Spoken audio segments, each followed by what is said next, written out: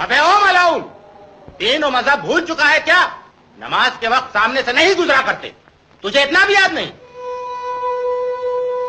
माफ करना मौलाना, दुनिया के सितम याद, ना अपनी ही वफा याद। अब कुछ भी नहीं मुझको मोहब्बत के सिवा याद। मोहब्बत के अंधे ईमान की आंखें खोल, वरना जहन्नुम में जाएगा। अल्लाह की इबादत के आगे तेरी मोहब्बत की हैसियत क्या है? मोहब्बत इबादत की बुनियाद है मौलाना। मोहब्बत बढ़कर इश्क बनता है, और इश्क जब अपनी इंतहा को पहुंचता है तभी पूजा और इबादत बनता है। आपकी तो सिर्फ नाम की इबादत है। क्या कहा? मुझे इबादत करना नहीं आता? नाराज मत होइए जनाब।